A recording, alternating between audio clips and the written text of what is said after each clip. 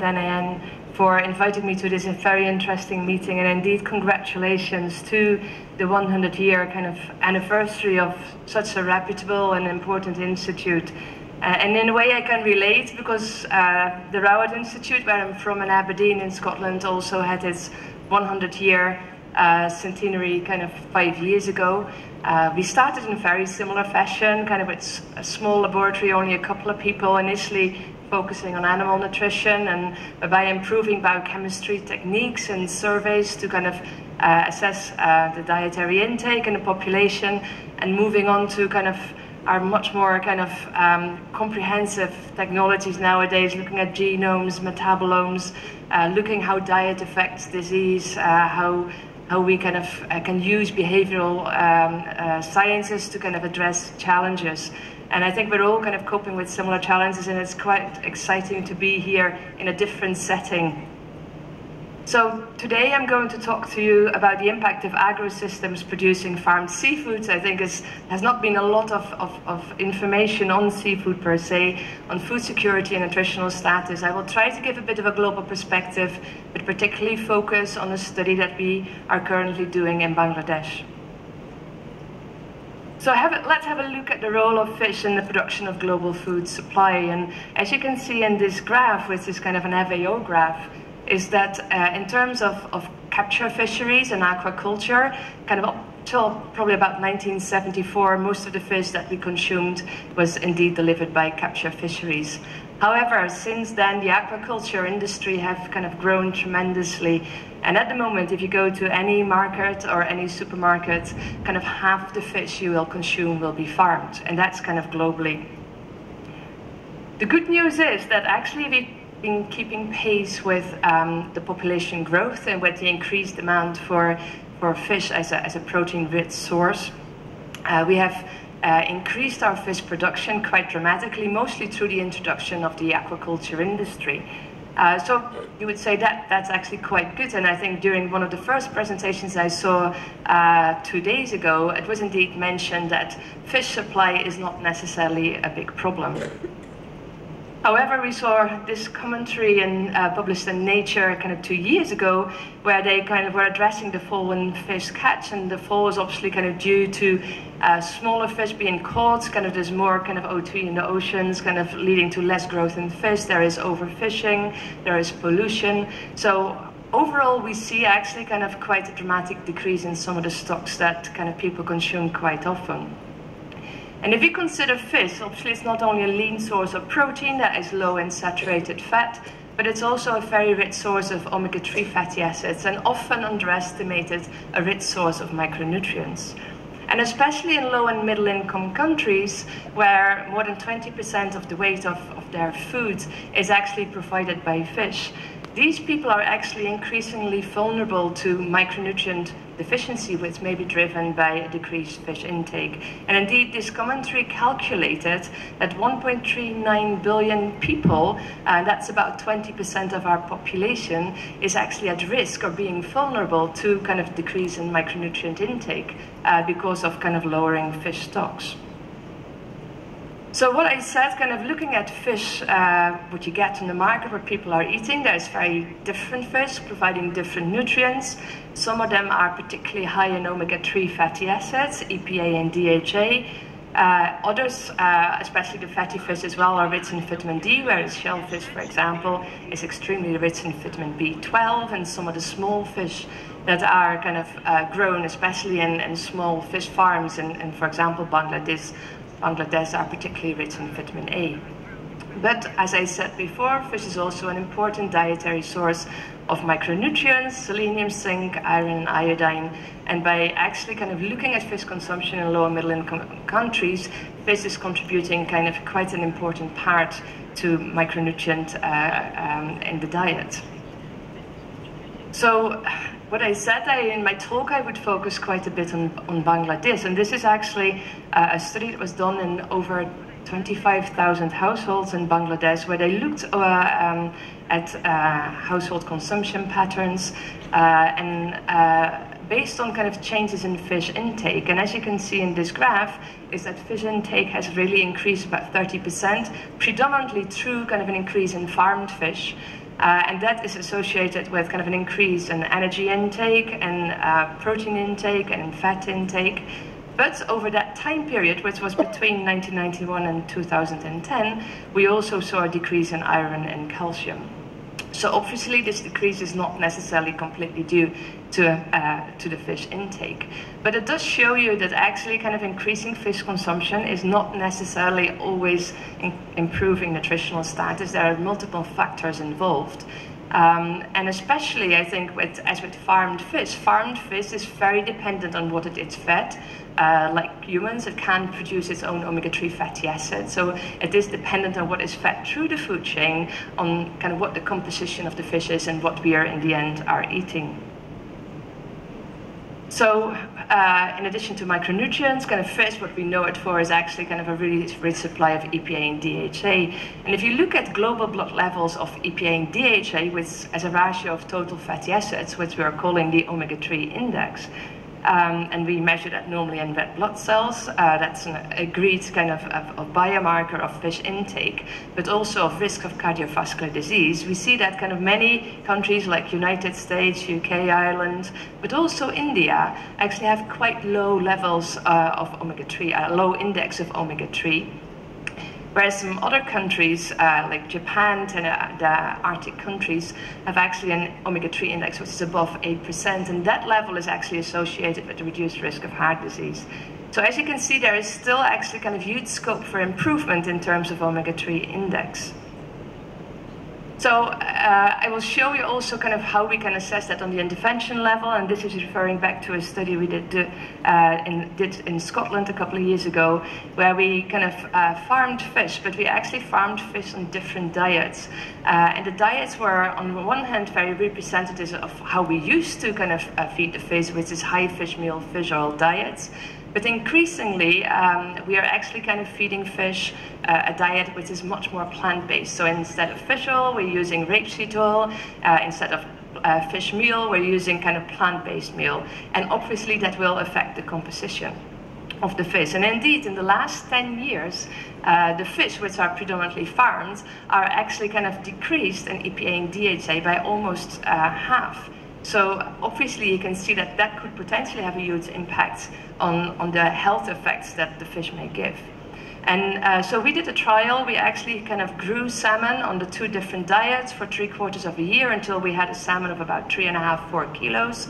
That was harvested, that was filleted, was getting back to Aberdeen, stored in our -80 freezers. And then we did a human intervention trial where we kind of fed kind of people 2 portions of the salmon per week for 18 weeks.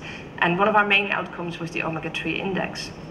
And as you can see in this graph, that when you fed people the HPUFA, which was the high PUFA diet, the high fish meal, fish oil diet, grown salmon, or the salmon that were kind of fed more sustainable diets that were enriched in rapeseed oil, actually after 9 weeks, there was indeed a bigger increase in the omega-3 index with people consuming the HPUFA salmon, although that difference after 18 weeks was not so different anymore, and was non-significant between the 2 groups, as long as people were consuming these 2 portions of fish.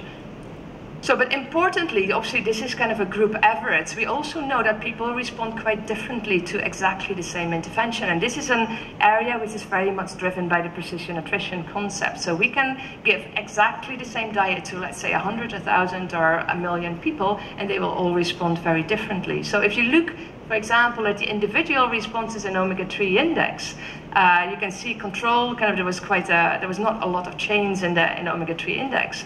But in both the HPUFA and SPUFA diets, there were people that increased their omega-3 index only by kind of 0.2%, whereas others actually increased their omega-3 index by more than 4%. And if only we could predict which people would increase their omega-3 index quite dramatically, or which we would call the responders, or the people that would not kind of respond so much, the non-responders, then we could actually in the future target health interventions much more specifically. So what I said, like quite a lot of the work we've done and what I'd like to present today was done in Bangladesh. And just to kind of give a bit of a background setting, and I do realize there have been some talks from people, from scientists in Bangladesh this week already, so I will go over it quickly. I think Bangladesh has come on dramatically. If you consider 1943, when we had the Bengal famine, there were around 30 million people, of which 2.1 million people died due to kind of starvation. Fast forward to 2018, we have a lot more people, 160 million people, and somehow, kind of through government interventions and multiple programs, the food security has hugely improved. And recently, the Prime Minister, Sheikh Hasina, said that Bangladesh not only achieved self-sufficiency in food, but also has become a food surplus one. And I have to say that a lot of this depends on increases in cereal production, which takes about 80% of land use. But obviously food security is complex and multifactorial. We have to look at food availability, physical and financial access to food, food utilization, and food stability. And on all those levels, you could see that there would be kind of unequal distribution of food amongst the different people. So in terms of kind of fish, kind of food availability based on food balance sheets and the role that actually fish intakes plays in this pattern. So if you look at food balance sheets of the UN and FAO, we actually see that in terms of looking at animal kind of produce, animal-based protein intake, Bangladesh, compared to a lot of other low and middle income countries, is actually quite low. It's the first bar. And in terms of fat from animal-based products or protein from animal-based products, Bangladesh is actually fairly low. However, if we then kind of move forward to kind of looking at fish, and also fresh fish, and it's actually kind of Bangladesh is doing much better. So in terms of fat and protein from fish intake, Bangladesh is doing actually quite well. And although their fat intake is lower than many other countries, because the fish they consume is relatively high in omega-3 fatty acids, they're actually supplied with quite a sufficient amount of omega-3 fatty acids.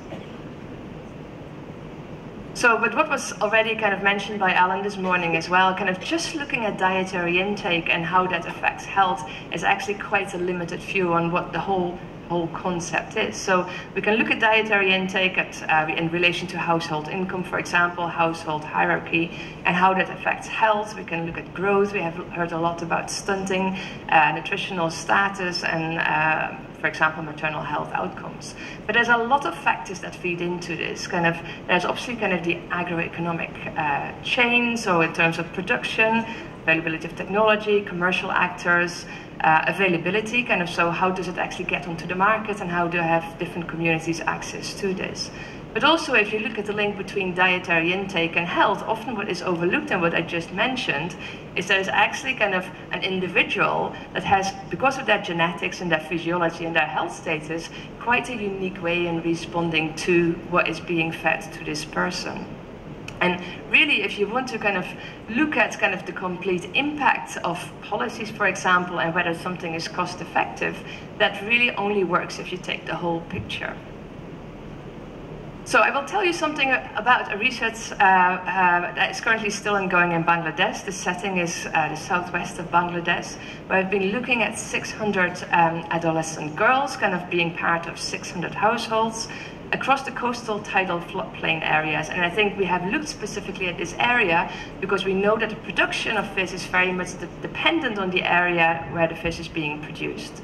So the area where we're looking at is 65% Muslim, 35% Hindu. And actually the daily life or the diet that people are consuming is very much affected by dry and wet season. So we have actually done a survey kind of with multiple approaches where we looked at April, May, that's where the fish are being stocked, and also in August, September when the harvesting is taking place.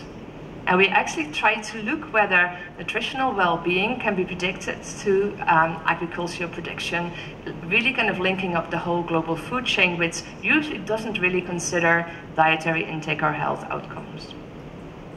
So what I said kind of is very much dependent on where the production is taking place. So we looked across 4 very important defined areas, crossing high saline, mid saline and low saline areas, but also fresh water areas. And this is actually quite important because it determines, first of all, which fish is being grown. But then, because of the different fish species being grown, is actually that determines what is being exported and what is being kind of used either within the household or being put into the markets for within kind of selling within Bangladesh.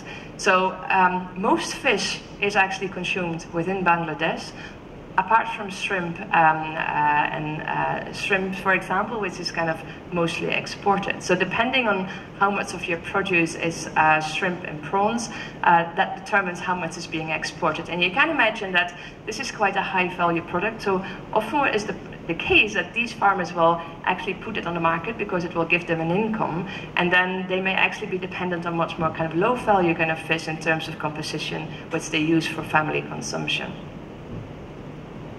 So another factor that I just discussed is female autonomy. So kind of who is in charge of kind of the food being bought and what is actually being cooked and what's being put on the table, but also how the food is being distributed within a family. So within this research, we have actually looked at qualitative research. And looking at domains, what actually determines female autonomy, so access to nutritional knowledge, food choice, mobility, ambition, household work, mental peace, and social security. We have obviously looked at nutritional outcomes, and actually we have looked specifically in adolescent girls because according to the demographic and health survey data, it's actually kind of disproportion of the woman that is actually more malnourished than married women in general. And because of intra-household variation and access to food, there is this aspect of hidden hunger. So in terms of fish intake, we measured fish intake for 5 days, 3 months, and 1 year, and we defined kind of which fish people were eating in terms of shellfish, mangrove, and freshwater fish. And we looked at kind of measuring the omega-3 index as a measure of exposure to omega-3 fatty acids. And as you can see in this graph, kind of characterizing the different saline areas and the different fish people eat, we can actually see that those characterized by high fish intake consume mostly fresh fish, whereas those characterized by medium fish intake consume mostly shellfish. And that's across salinity areas and across seasons. If you look at the association between fish intake and omega-3 index, again, looking at high fish intake, it's especially kind of those that are consuming the freshwater fish, where kind of fish intake is increased, is associated with omega-3 index. And a lot of the analysis is still going on. This is just some initial analysis, but it gives you a bit of an idea how kind of different species will actually affect health differently. So I will finish with kind of the goal of this research is the metric development. So looking what are the main drivers for risk in terms of undernutrition, which is female autonomy, religion, geographical location, wealth score, fish consumption, and omega-3 index, and then how does that actually kind of relate to an outcome. And obviously we're using regression kind of framework to see which of these variables kind of address the outcome mostly and come to a risk-based prediction algorithm, which is the metric, to identify individuals or households that are kind of most at risk. And I would like to finish with acknowledging the team I've been working with in Bangladesh from the University of Stirling, Aberdeen, Glasgow, and Copenhagen, but also from ICDDRB and NSTU in Bangladesh, where we have worked as a very interdisciplinary team, kind of representing various different disciplines in terms of trying to get this metric worked out. Thanks very much. Thank you very much, Dr. De Roos. It was a very good presentation, focusing attention on how fish can lead to improvement in the nutrition state.